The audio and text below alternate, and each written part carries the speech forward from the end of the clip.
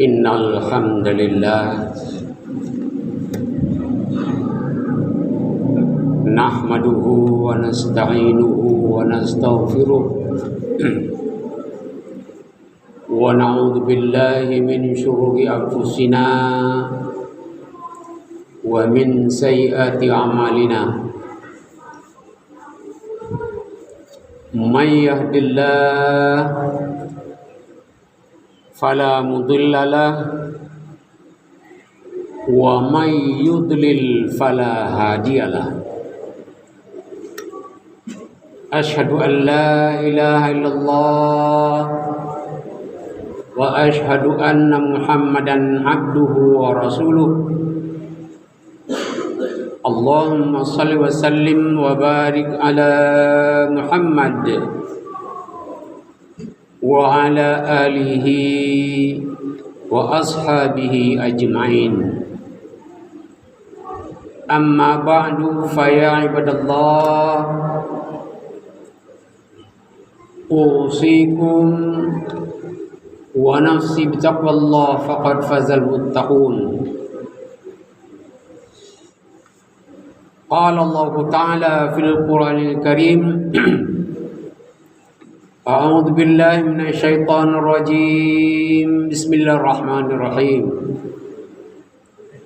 Ya ayyuhalladzina amanu taqullaha haqqa tuqatih wa la tamutunna illa wa antum muslimun.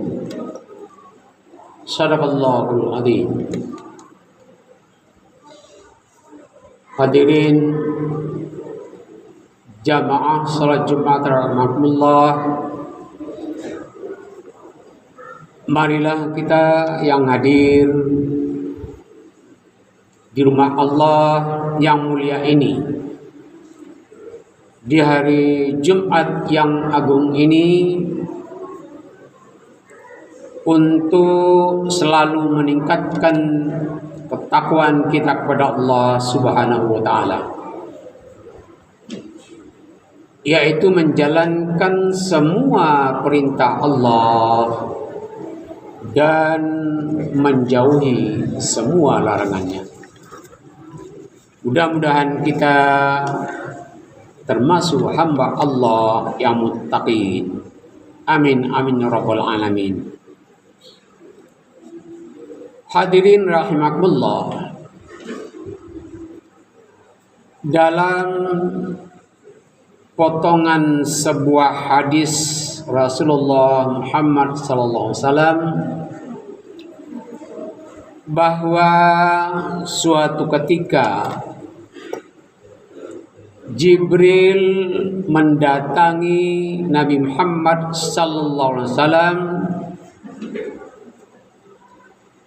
Kemudian Jibril berkata kepada beliau, kata Jibril adalah, ya Muhammad, wa'mal ma syi'ta fa innaka majziyyun bih. Artinya adalah, ya Muhammad, wahai Muhammad, wa'mal ma syi'ta, berbuatlah sekehendak hatimu, fa innaka majziyyun bih. Tapi ingat, semua perbuatan itu akan mendapat balasan. Hadirin yang saya muliakan, kalimat pertama berbunyi ya'mal ma syi'ta, berbuatlah sesuka hatimu. Artinya apa? Sebenarnya ini adalah Allah yang menyuruh melalui malaikat Jibril. Dipersilakan engkau berbuat sekehendak hati, berbuat apa saja dipersilakan. Seperti umpamanya berbuat buruk, berbuat maksiat, berbuat dosa, mabuk, narkoba, narkotik, silakan. Berbuat zina, silakan. Mencuri, membegal, menipu, atau korupsi, silakan. Dan begitu juga dengan kebaikan. Silakan engkau berbuat baik sepuas-puasnya. Seperti menolong orang yang sedang kesusahan, silakan. Berbuat baik kepada orang tua,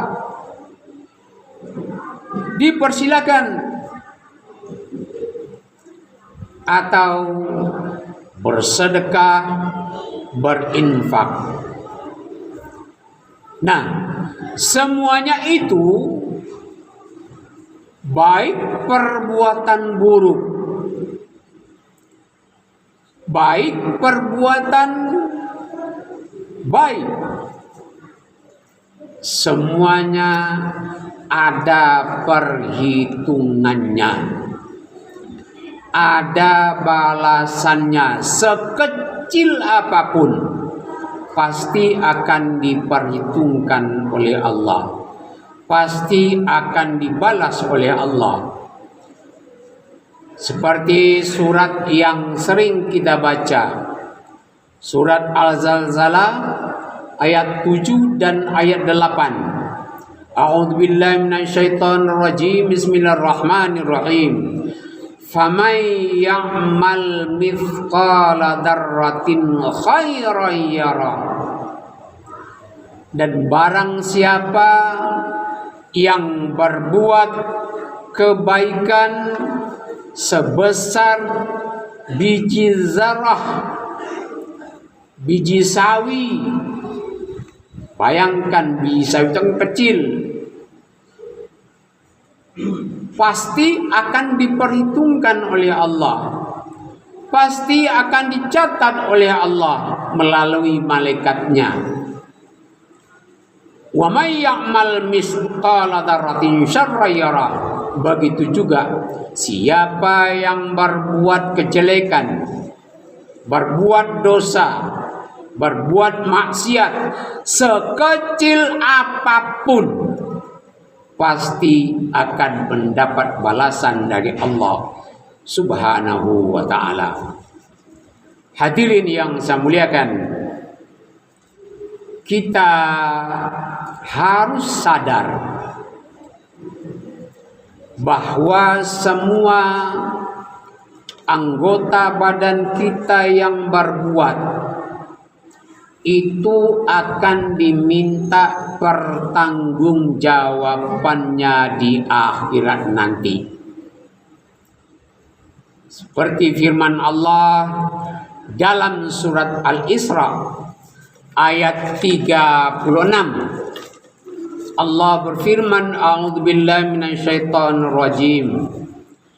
Innas sam'a wal basara wal fuada kullu ulaika kana mas'ula. Innas sam'a, sesungguhnya pendengaran, wal basara, penglihatan, wal fuada, hati kita, kullu ulaika kana mas'ula, semuanya nanti akan ditanya, akan diminta pertanggungjawabannya. Jadi semua anggota badan yang kita miliki adalah merupakan amanah titipan Allah. Kita tidak bisa berbuat sekehendak hati kita. Kita harus memikul amanah yang diberikan oleh Allah kepada kita. Untuk apa? Sesuai dengan ayat Allah, wa ma khalaqtul jinna wal insa illa liya'budun. Dan tidaklah aku ciptakan jin dan manusia kecuali hanya untuk beribadah. Nah, seperti ayat yang di atas tadi, kita diberi as-sam'a, pendengaran. Marilah kita gunakan pendengaran kita untuk mendengar yang baik-baik saja. Mendengar tausiah, mendengar ayat-ayat suci Al-Quran. Jangan kita gunakan pendengaran kita untuk berbuat maksiat. Kemudian wal basara, penglihatan kita. Apakah penglihatan atau mata kita diberikan oleh Allah hanya untuk sekadar melihat saja? Tidak. Gunakan mata kita, penglihatan kita untuk beribadah. Contohnya, perbanyak membaca ayat-ayat suci Al-Quran. Perbanyak membaca Al-Quranul Karim. Jangan mata kita gunakan untuk bermaksiat. Kemudian yang ketiga yaitu wal fuada. Hati kita juga akan diminta pertanggungjawabannya. Untuk apa hati diciptakan oleh Allah bagi kita? Hanya semata-mata untuk memahami ayat-ayat Allah. Untuk memahami apa-apa yang diciptakan oleh Allah ini. Apakah kita paham? Apakah kita sudah memahami? Nah, itulah. Jadi semua apa yang saya katakan tadi, pendengaran, penglihatan, hati kita itu akan diminta pertanggungjawabannya di hadapan Allah. Kita akan diadili. Kemudian kalimat yang kedua, fa innaka majziyum bih. Artinya apa? Semuanya ada perhitungannya. Seperti firman Allah yang saya bacakan tadi. Sekecil apapun perbuatan buruk pasti akan dinilai oleh Allah. Begitu juga sekecil apapun perbuatan baik akan dicatat oleh Allah. Hadirin yang saya muliakan, di akhirat nanti kita tidak bisa berbohong. Kita tidak bisa mengelak. Kita tidak bisa menghindar dari pertanyaan-pertanyaan Allah. Mengapa? Anggota badan kita akan menjadi saksi. Seperti yang terdapat dalam surat Yasin ayat 65. Allah berfirman, al-yawma nakhtimu ala afwahihim wa tukallimuna aydihim wa tashhadu arjuluhum bima kanu yaksibun. Al-yawma nakhtimu ala afwahihim, pada hari itu, di hari padang mahsyar atau akhirat, mulut kita akan dikunci. Sekarang pertanyaan, mengapa mulut kita dikunci? Sebab mulut inilah yang jadi biang keladi. Kalau di dunia ada persidangan, Bisa seseorang berkilah, saya tidak berbuat, saya tidak mengambil, saya tidak begini dan tidak begitu, padahal dia berbuat. Tapi kalau di akhirat tidak. Kenapa? Wa tukallimuna aidihim. Tangannya berbicara. Saya ngambil duit negara sekian, saya korupsi sekian. Tidak bisa mengelak, tidak bisa berelah, karena tangan yang bekerja itu sendiri bersaksi. Kita bayangkan orang-orang yang berbuat maksiat, orang-orang yang korupsi umpamanya, alangkah malunya dia tidak bisa mengelak semua saksi-saksi dari harta itu sendiri akan menjadi saksi. Kemudian wa tashhadu arjuluhum, dan kaki dia sendiri berkata, saya yang berjalan ke tempat maksiat itu. Kalau dia berjalan ke tempat maksiat di hotel, di night club, di mana, kaki ini berbicara, saya menyaksikan, saya yang bawa mereka ke sana, saya yang bawa dia ke sana. Bima kanu yaksibun, dengan apa yang mereka perbuat. Jadi hadirin yang saya muliakan, marilah kita berhati-hati dalam hidup ini. Kita tidak lepas dari CCTV. Kalau CCTV dunia bisa ditutup, bisa tutup dengan kain, bisa tutup atau diputuskan jaringannya. Tapi kalau CCTV Allah itu akan berbicara sedetil-detilnya nanti di akhirat. Demikian khutbah yang pertama yang dapat saya sampaikan. Mudah-mudahan apa yang saya sampaikan ini berguna bagi kita semua. Barakallahu li wa lakum fil Qur'anil azim wa nafa'ani wa iyyakum bima fihi minal ayati wa dzikril hakim. Wa taqabbal minni wa minkum tilawatahu innahu huwal ghafurur rahim.